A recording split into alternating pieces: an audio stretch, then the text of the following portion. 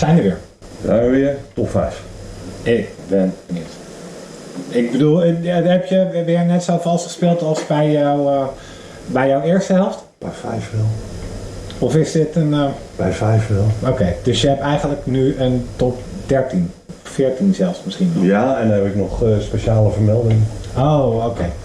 Dan wil ik volgende keer ook een extra aflevering. Ja, ik heb nog een extensie. Op 5. Ik beschouw het. Het is een ex-equo. Het is een valsspelerij als je er strikt naar kijkt. Maar in mijn beleving is het één film. Mm-hmm. Dus de tweede is, als je wil, de perfecte sequel op de eerste. Ja? Rek. Rek en Rek 2. Mm-hmm. Wederom found footage, liefhebber als ik ben. Maar tot in perfectie.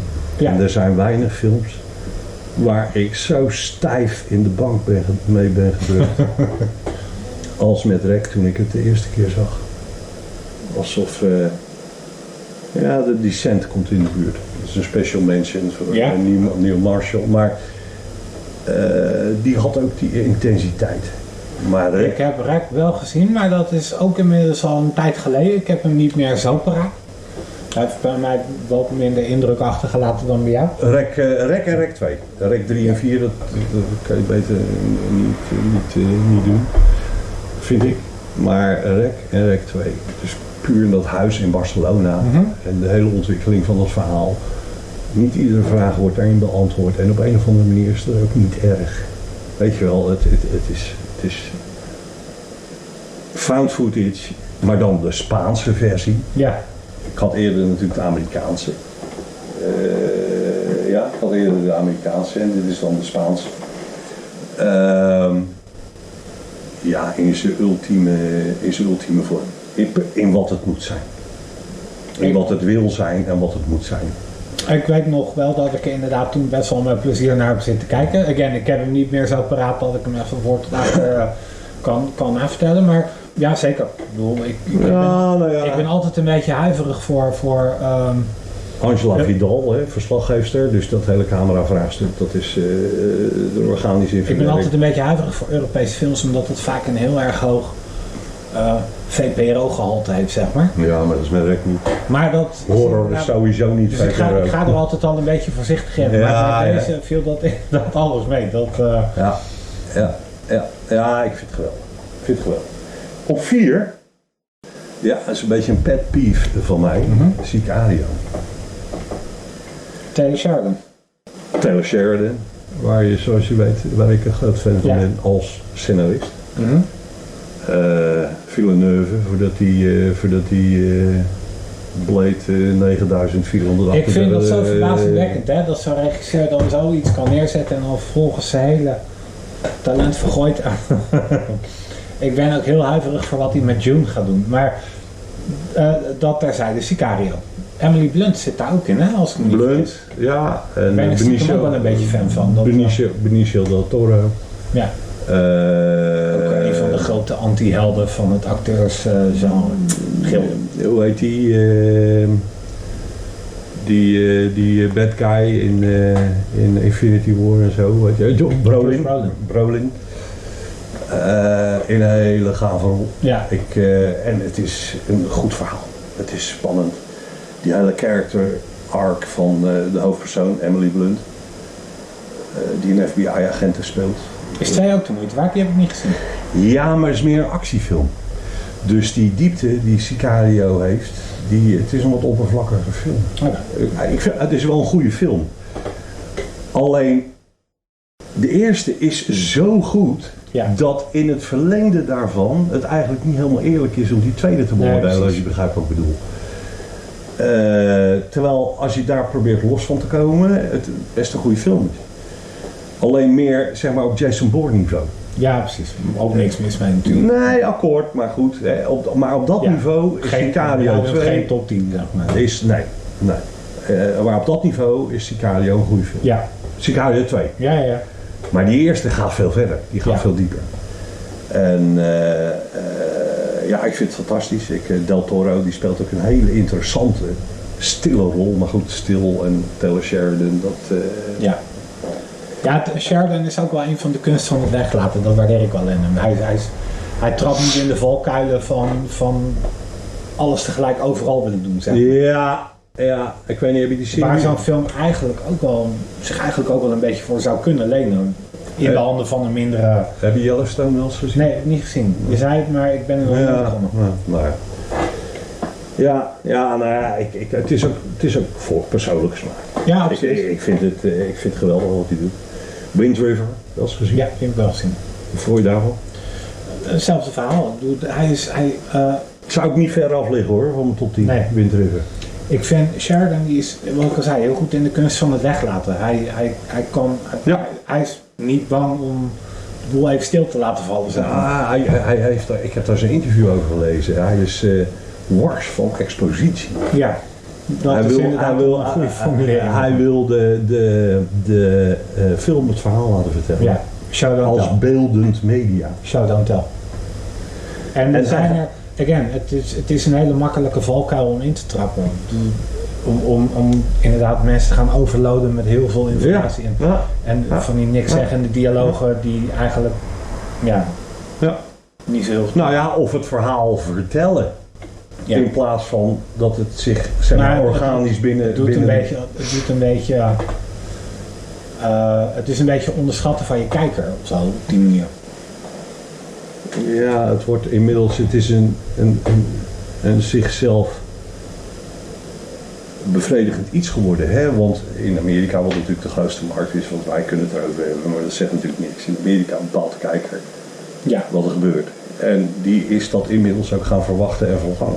Ja. Dat op die manier gebeurt. Hè? Dus je zal Sheridan niet gauw in een megaprojectie tegenkomen met de filosofie die aanhangt. Nou, ik ken hem als een beetje de zullige deputy uit Sons of Anarchy. Het is geen acteur. Nee, dat weet ik, maar dat... Het is ik vind, alles wat hij schrijft vind ik eigenlijk, ik zou bijna zeggen onvoorwaardelijk goed. Ja, precies. Ja. Op nummer 3, we komen nou een beetje in de usual suspects van mij terecht. Ja, Prince of Darkness. Snoopy. Dat is voor mij de ultieme John Carpenter film. Carpenter, Carpenter is sowieso een held. Waarin die dat is de eerste film waarin die los is gekomen van de filmstudio. Dus het is zijn eerste indie film. Mm-hmm. En dat is zijn wheelhouse. Ja, en hij brengt daarin ook alles samen. Wat hij wil doen. Peter Jason met een beetje humor die overigens echt lollig is in plaats van... En nou ja, goed, gaat zo maar. Voor de oplettende kijker, Alice Cooper. Alice Cooper, ja. Die een fiets door een acteur heen duwt. Ja, je verzint het niet, maar... Carpenter, jezus, dat kan je echt ook een hele het is voor mij, het is voor mij de ultieme Carpenter. Ja, en lang niet alles wat hij heeft gemaakt is goed. Nee, niet zo goed. Nee. Want in the Mouth of Darkness vind ik goed. Ja. Ghost of Mars vind ik tegen ieders mening in zo'n beetje. Ik heb zijn trilogie even niet meer zo paraat, maar... The Thing? Carpenter, ja, die heeft de Apocalypse trilogie, ja. Dus Carpenter, of The Thing, Prince of Darkness, In the Mouth of Madness. Ja, precies. Ja. En van die 3 vind ik Prince of Darkness de beste. Ze hebben laatst een jubileumvertoning, vorig jaar of zo, een jubileumvertoning gedaan. 2 jaar geleden is zoiets. In die kerk in L.A. Oh, cool. Die bestaat nog steeds. Oh, gaaf. En dan hebben ze, geweldig. Op nummer 2, Wes Craven. The Serpent and the Rainbow.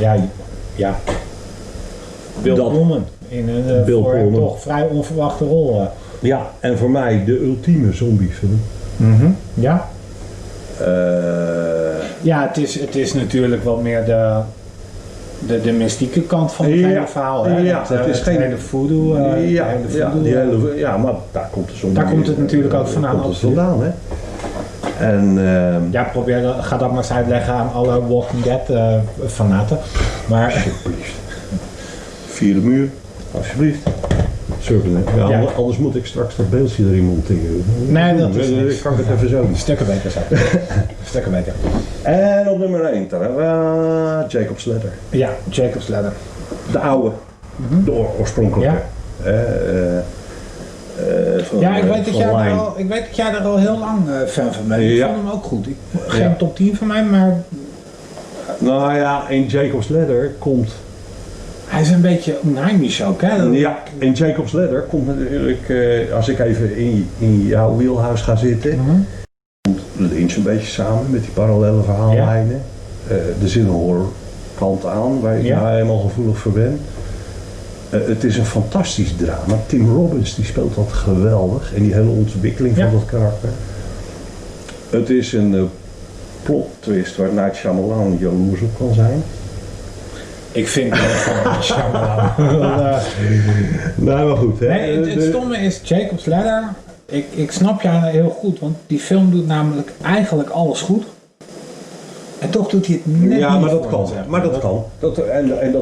Ik zou die hele film briljant moeten vinden. Maar... Net als dat jij noirfilms weer beter vindt. Ik bedoel, dat is smaak. Nee, natuurlijk is ook.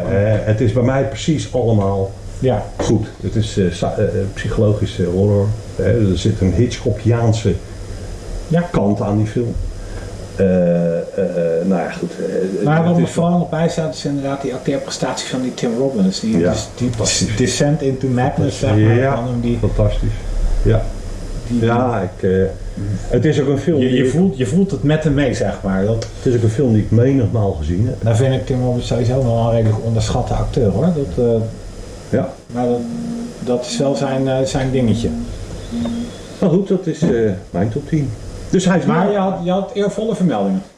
Ik heb eervolle vermeldingen, ja. God, dan moet ik er nog eens voelen. Ik heb als eervolle vermelding die Amityville Horror, wat ik de moeder vind van alle spookhuisfilms. Ja, het origineel neem ik aan. Niet de Ryan Reynolds. Nee, 1977. Ik heb Tombstone. Heb ik overwogen om in mijn lijstje te zetten. Nou ja, de western is waar alle andere westerns aan gemeten kunnen worden. Ik heb Southern Comfort van Walter Hill. Aha. Ik ben niet zo kapot van Walter Hill. Nee. Nou ja, ik juist wel. Een beetje die western-achtige feel die overal aan. Ook daarvoor geldt, ik zou het eigenlijk heel goed moeten vinden met alle voorkeuren die ik in films heb, maar hij doet het niet voor me. En hij heeft nou net bij mij wel, ik vond zelfs Bullet to the Head met Sly Stallone, wat een van zijn latere films, vond ik zelfs heel goed te pruimen. Geen topmateriaal, maar heel goed te pruimen. Nee, omdat die Walter Hill veel eraan zit. Ik snap je, maar net niet voor mij. Oké. 28 Days Later, nou hebben we het over gehad. Danny Boyle. A Dark Song. Ken je die film? Nee, ken ik niet. Je kent het verhaal van Aleister Crowley een beetje? Ja, een beetje. Die kocht dat huis wat later Jimmy Page Boleskine House. Ja, wat tegenwoordig afgefikt is. Want ik was daar nog op zoek toen ik in Schotland was, maar dat stond er dus niet meer, want dat was afgefikt. Ja, het is inmiddels 2 keer in de fik gevlogen. Volgens mij spelen ook verzekeringspenningen daar. Ja, precies. Maar zonde. Maar goed, Aleister Crowley die deed daar zijn ultieme Black Magic ritueel, maakte die niet af. A Dark Song gaat niet over Crowley, maar ik ken het verhaal van Crowley en wat er in A Dark Song gebeurt is eigenlijk een beetje hetzelfde als wat Crowley toen deed. Alleen de hoofdpersoon in A Dark Song maakt hem wel af. Ja, precies. Ik vermoed dat de schrijver van die film het verhaal, want zo voelt het echt te nadrukkelijk voor mij, het verhaal van Crowley kennende, dat de schrijver van A Dark Song ook dat verhaal in zijn achterhoofd had toen hij het schreef. Maar fantastisch. Ierse film. Oké. Nou ja, het acteerwerk, dat kunnen ze dan wel. Geweldige film. The Descent, Neil Marshall. A Lonely Place to Die. Met Melissa George, speelt zich af in Schotland. Die zijn aan het klimmen, die zijn op een of ander avontuur. Ik van naam heb ik nooit gezien. Nou, het is een speelfilm. De film voelt groter dan die in werkelijkheid is. Ja. Want hij is uiteindelijk toch met beperkte middelen gemaakt.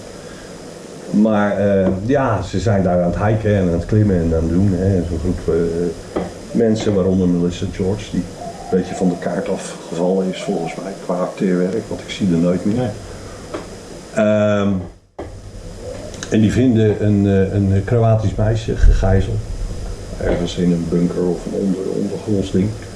Nou, die bevrijden er. En met als ze dat gedaan hebben, krijgen ze de Servische maffia achter zich aan. Dus ze worden één voor één worden ze Dat is niet aardig. nee, de Servische maffia lijkt me sowieso niet. Nou ja, goed. Maar uiteindelijk komen ze in een Schots stadje terecht.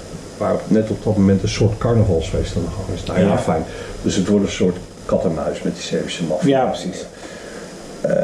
Maar heel enerverende film. Het is gewoon een leuke film. Ik heb om er naar te wel de kijken. trailer van gezien volgens mij. Want ik ook zelfs nog wel zoiets had van, oh ja, die moet ik ooit nog eens een keer gaan kijken. Maar nooit naartoe gekomen. En mijn laatste film is een Michael Bay film. Geloof het of geloof het niet. Ik geloof het. En het is de minst succes, of eigenlijk succesloze film zelfs, die hij gemaakt heeft. En het is niet Transformers. Het is 13 Hours, The Secret Soldiers of Benghazi. Oké. Gebaseerd op een waar gebeurd verhaal, 2012. Het is 11 september en die aanslag verjaard. En net op dat moment vindt er ook een aanslag plaats op de diplomatieke missie die ze in Libië hebben, in Benghazi. Ja.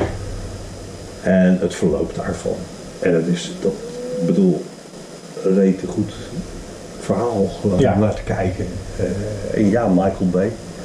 Dus er gebeurt natuurlijk veel. Hetzelfde verhaal, hè?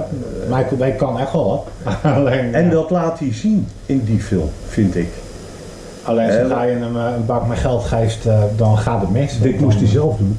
Hij had geen grote Hollywood-maatschappij. Geef hem een stuk geld en hij verzandt in explosies en slechte verhalen. De actiescènes kun je wel aan hem overlaten. Noem maar op, maar...